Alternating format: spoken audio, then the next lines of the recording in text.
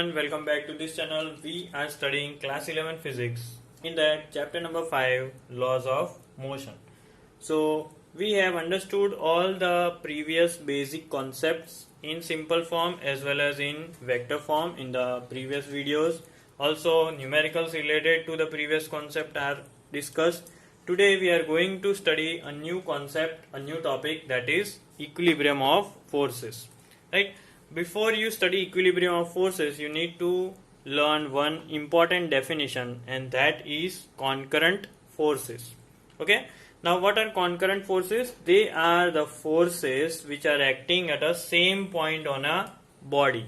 That means there are more than one force and they are acting on the same object or same point of a body. Next, going towards the main thing, that is equilibrium. Equilibrium is related to the word equal.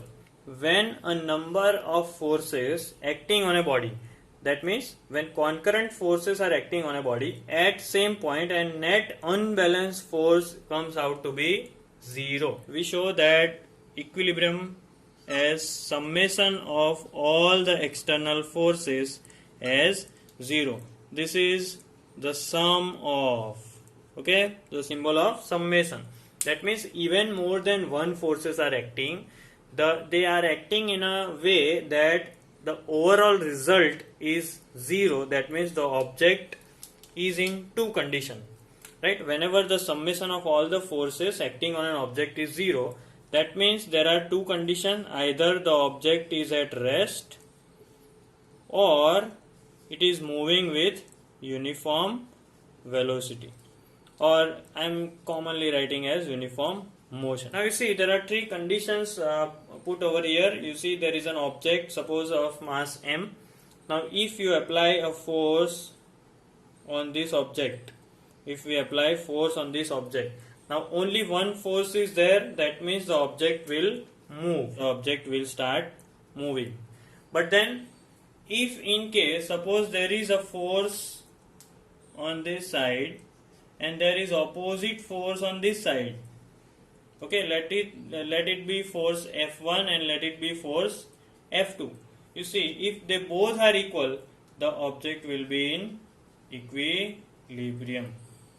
Okay, again another condition must be like if the forces are acting equal in magnitude but acting outward, this again will give us the object in equilibrium. Right? So if only one external force acts on a particle, there will be a kind of acceleration produced over here, and that will produce a motion according to the force equals to mass into acceleration equation. Now if two external forces F2 and F1 act on a particle or an object, then for equilibrium what is necessary? You see, in equilibrium two forces are acting, right? So F1 must be equal to minus F2, right? Why minus? Because if F1 is taken into one direction, that is considered positive, other for equilibrium must be exactly in the opposite direction. If there are more than two forces, if more than two forces are there, then what will happen? F1 plus F2 plus F3 must be 0. If the force is at any angle, suppose the force is at any angle, that means all the components, suppose the component of force on x direction, that must be also 0. The component of force in y direction must also be 0. Component of force in z direction must also be 0. Now a very easy example I will be giving, that you can relate it and understand the equilibrium very easily. Suppose there is a surface on which object is there which is lying stationary at rest. The object is having mass m. Now there is one force which acts on almost all the objects on this planet, and that is weight. So can we say that the weight of the object, that is mass into acceleration, gravitational force, weight is gravitational force, and what is force? Mass into acceleration. So here m into g let us take, because g is the gravitational acceleration. Okay, so g is the gravitational acceleration. You see the weight is acting downwards. Now if the object is at rest, that means it is in equilibrium, right? It is not moving. Now if we can observe only a single force which is acting downward, why don't this object go downward? So that means there must be another force which is equal in magnitude but opposite in direction of this weight, which is acting upward. If this is downwards, only one force if it is acting downward and the object is still stationary, that means there has to be an force which is acting exactly opposite direction and having the same magnitude. This is called a normal force. That is also called as reaction, but we will consider this as normal force. So let us keep it n. Now it is very clear that why this object, even though it had some weight, why it is lying stationary, because forces are balanced, and therefore we can say W, that is weight, equals to mg, that is equals to the normal force. This will be the condition of equilibrium. Let us understand this phenomena in terms of diagram. So you can see there are two forces acting, F1 and F2, and both are in different direction. Where will be the resultant force? The resultant force, as per the law of parallelogram, will be towards the diagonal. Clear? So here what I am doing, I am drawing a diagonal, and this will be our resultant, that is F1 plus F2. Okay, so if we want this, right now the effect of these forces will be that the object will move, but we don't have to make it move, so we want it stationary. So where do we have to apply the third force? Exactly in opposite to the direction of the resultant force. That means this will be drawn exactly opposite, and here we will have our third force, which will make the equilibrium, the sum total of all the forces, as 0. That means you see over here, if we want equilibrium, this is F1 plus F2 plus F3, the sum total is 0. So how much shall be F3? It must be equal to, you take these two on the other side, so it will be negative of F1 plus F2. See, this is according to the theory, that the third force to keep everything in equilibrium, this is the equilibrium condition, right? To keep this object, or to keep the condition to equilibrium, we need a third force, which is the magnitude of whose is equal to F1 plus F2, you see, and whose direction is opposite to F1 plus F2, that means this one. So F3 is equal to minus F1 plus F2. See, the triangle law says that it must be in the opposite order, so the resultant will be like this. The resultant will be like this, but we have to keep it in equilibrium. So we want a force which is exactly acting in this direction. So this will be F3, which will fulfill the condition of equilibrium. The next important topic is friction. So in 9th standard also we have studied friction and related concept. Till now we know friction as a force which opposes the motion, right? But now in this chapter we will study friction in a more deeper way. We will discuss friction, how it is generated, and what are the various types of friction, because there are total 3 types of friction: static friction, kinetic friction, and rolling friction. So how are these forces coming into action when the object is doing the motion? We will study one by one. Now what exactly is friction? You see over here we consider a wooden block, right? A wooden block is placed on a horizontal surface. Now apply some force, give some force to the wooden block. What will happen? it will move a little bit and then again it will stop. That means there has to be another force in opposite direction which is stopping the kind of motion. And that force, if we are giving force, external force on this direction, that means there must be another opposing force which is acting in an opposite manner, which is called friction force, right? So friction always opposes motion because it is acting against the motion.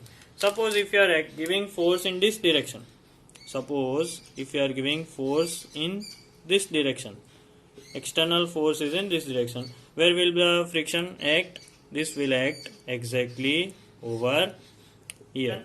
When a body moves or tends to move over a surface of another body, a force comes into play which acts parallel and opposes the relative motion. Parallel to whom? Parallel to the contact surface. And it acts parallel and it opposes the relative motion. This opposing force is called friction. Clear? Now, what is the origin of friction? You see, this is a very small microscopic view that I have tried to draw over here. This, let it be the area of contact. A very microscopic description of the area of contact I have drawn. Here you see these are the actual contact point. There are valleys and ridges. When it is a microscopic view, when you see the surfaces, they appear smooth, but if you see them into the microscopic view, that surface will be rough and they will contain ridges and valleys. So wherever there is a point of contact, you see over here, over here, over here, the valleys and ridges of both the surfaces, they are getting interlocked and heat is generated, right? So this is the reason why there is an opposing force called friction.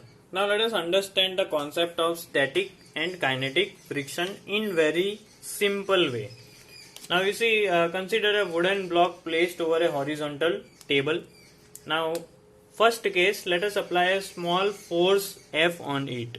So over here I am applying a small force F, right? What will happen? The force of friction will come into action and it will be along this direction. So I am writing this into small f. Now the block is not moving. That means whatever force we are giving, the equal and opposite force, friction force, is acting. So what we did, we increase the amount of force. So in the next case what will happen, we increase the amount of force. Again the block is not moving as an equal and opposite frictional force is acted on the opposite direction. So you see, when the object is stationary, even though the frictional force is into action, so this kind of friction has a special name. This is called static friction. So how do we say what is static friction? It is a force of friction which comes into play between two bodies before one body actually starts moving. So static friction is always on the stationary object. Whenever you give any force, the object remains stationary. At that time, whatever the force is being acted is called static friction. So I'll write that as Fs. So static friction I'll be writing as Fs. In the third case, what will happen? I will increase the amount of force. Slowly and slowly I am increasing the amount of force. But you see again the object is not moving.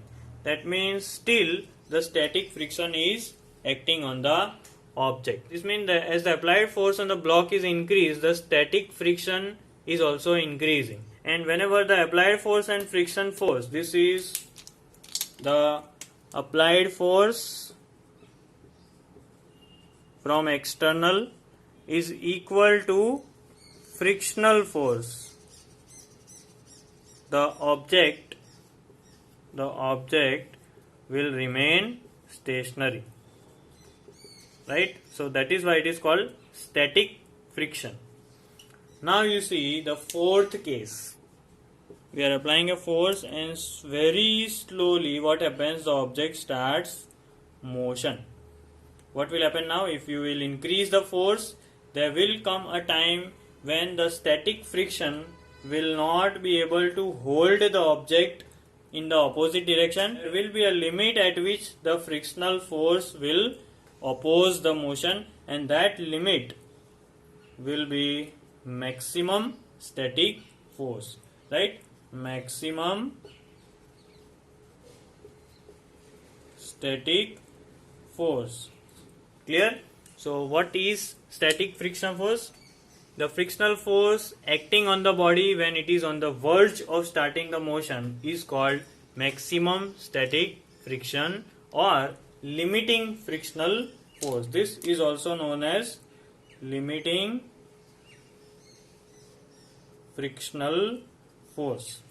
Now the object has started the motion. You see, we are applying force, the object has started at some velocity, and also at that time there will be a frictional force which is acting, and now you see the condition has changed. Now the object is not stationary. Even if the object is moving and there is a friction, the name of that friction will be changed, and this will be Fk, that is kinetic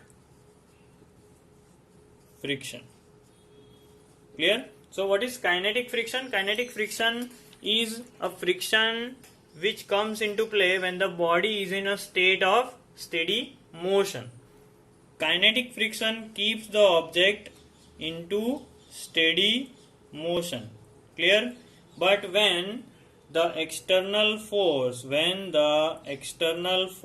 be greater than kinetic friction, there will be an accelerated motion, right?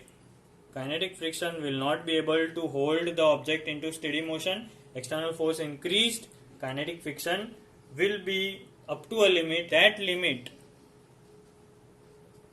is called Fk max, maximum kinetic friction.